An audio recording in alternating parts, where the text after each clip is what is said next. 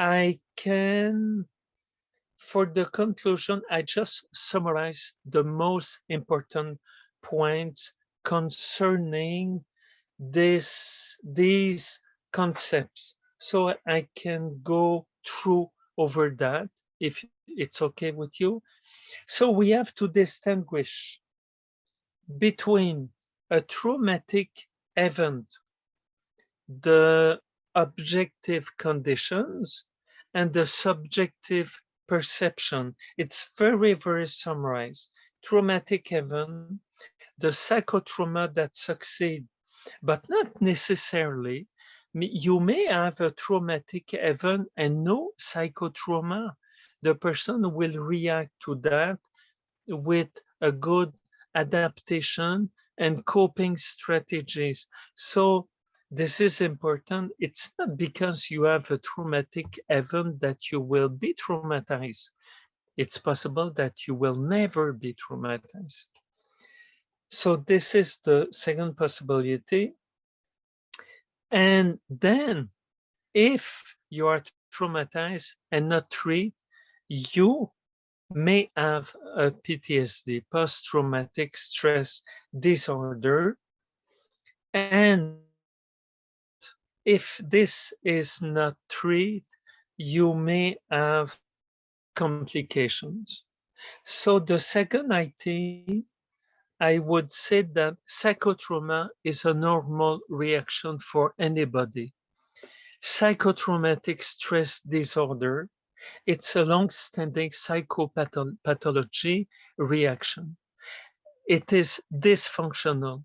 The psychotrauma is a, a way to adapt, to digest to something. It is a normal reaction. But when we have a PTSD, it is an abnormal, long-standing reaction. Third, an exaggerated emotional reaction to a minor event may be the consequence of the fact that repressed emotions associated to previous psychotraumas are suddenly triggered and by the present event and become conscious again. So past trauma may be triggered by a present situation, and all the emotion, it gives an overflow. For certain emotional reaction to traumatic event may not appear directly, but only after a delay. The delay might be some weeks, some months, and some years. And sometimes it will never appear. This is possible that some people were injured um, injured, I think that's a good word, yes, with pieces of an explosion and it goes in the brain. And the surgeon says, I will make more damage to go through there and take it away. It went so fast, so the tunnel is so small. If me, I have to go there, I will have to expand it and I will do a lot of damages. So some people keep in themselves physically and psychologically something which will remain there. We hope that the emotions related to that will not be triggered by somebody, but we don't know. In the aftermath of a traumatic event, the perception distortions of the traumatic event may occur, and these distortions will include new emotions. So each time you have a distortion, each time you produce new emotion that goes with this. So it becomes very difficult to understand after a certain time with all the distortions and all the new emotions. We have to be a very good detective to understand what happened really, what were the objective conditions, because we are only dealing with subjective distortions. So this is something that, this is why we ask the people to tell the story again and again and again to understand, well, you did not say that the third time, and then you are saying something else. Which one is the exact one? Yeah. And you know, the interrogators, the police interrogators do the same thing with witnesses and with the criminal. They ask to repeat and repeat and repeat. So everybody does it for for a crime and for a trauma. And I say this all the time to my colleague police officers. I tell them we do the same way, we do the same thing, but for two different reasons. Me, I have to find a trauma. You have to find a crime. It's very interesting, very interesting. Um, it may, oh yes, the sixth one is very important. It may happen, but not all the time, that we are able to recover alone from a psychotrauma. This is possible, but not all the time.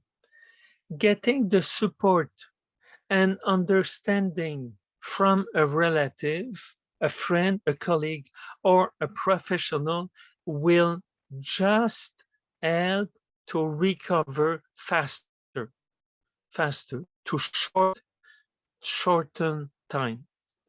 So it's, I would say, if we choose not to talk of that to somebody else, we take a chance and we are not sure that we will not develop psychotrauma and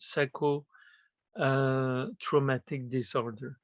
And especially in sexual aggression, which involves taboos, and we don't want to say to anybody what happened. We might be a teenager of 12, 13, 14 years old, male or female, and what happened, we don't like uh, to open to that with other people, because we fear that they will laugh, that they will not be empathic and all this. Yeah. Uh, it is impossible to recover alone from a PTSD. It might be possible that we can recover alone from a psychotrauma, but not from a PTSD. This is not possible. The help of a professional is necessary in order to avoid complications and what we call chronicity. Chronicity is a long dysfunctional standing condition. Post-traumatic stress can be screened easily with the checklist of indicators as we saw previously. 9. Jules, just a second. I just need Yes. to charge. There's a battery, some battery. Yeah. Take your time.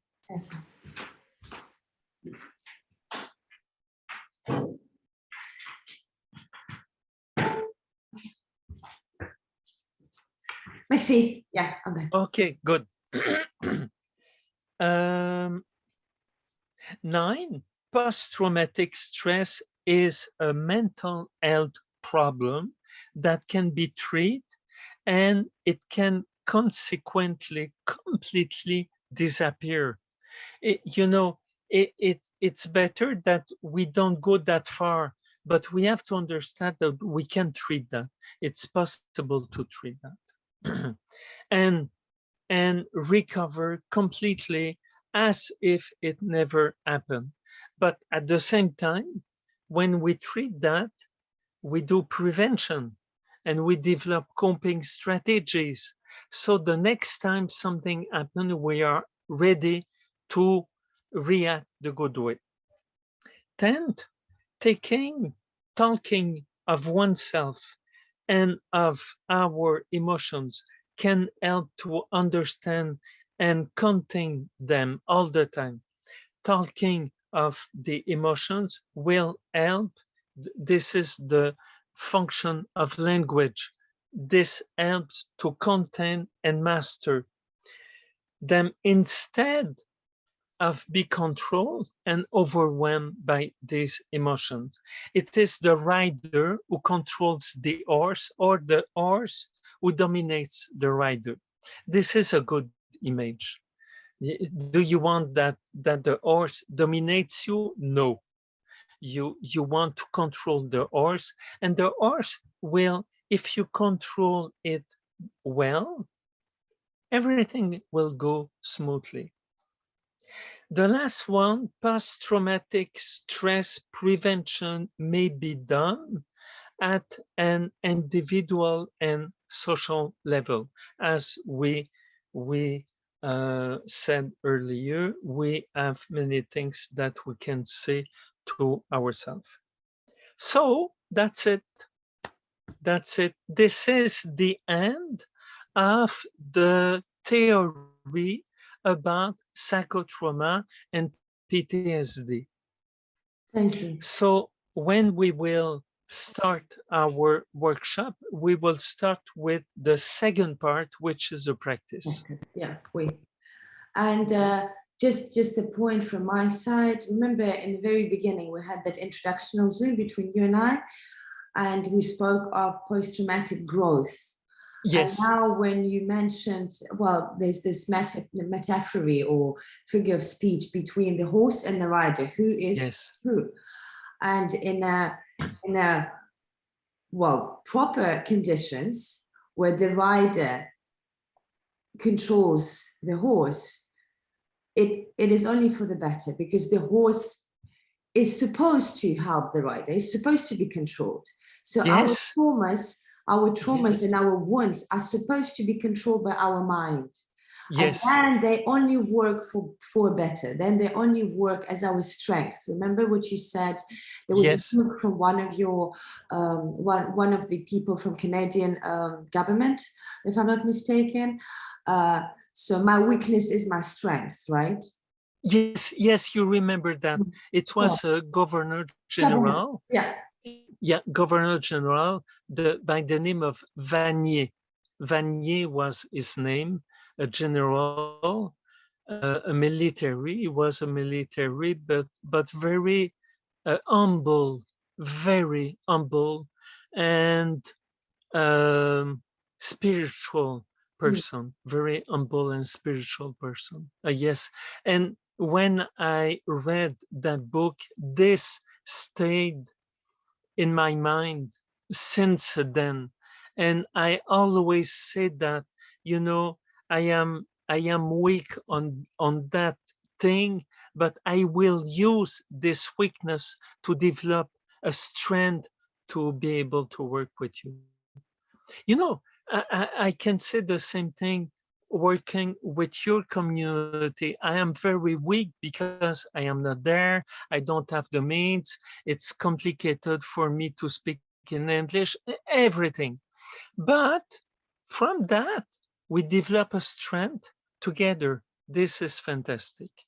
Yeah, and it reminds me of very first days of this terror, when the entire world stood up and they physically, mentally, emotionally they felt us, you know, they supported, and they still do. And then, you know, stay strong with Ukraine. And we are strong with Ukraine because, yes, we are here in Ukraine doing the duty of our entire generation, you know, facing that terror for entire world. But then you guys from the outside, you being strong for us, which makes us stronger. Even though, Yes. as you just mentioned, Yes. you cannot maybe, you know, you're weak because you feel empathetic and you feel compassion, that you'd like to be here physically, hold my hand, hold all of the Ukrainians, Yes. you know, let them know, have an eye contact.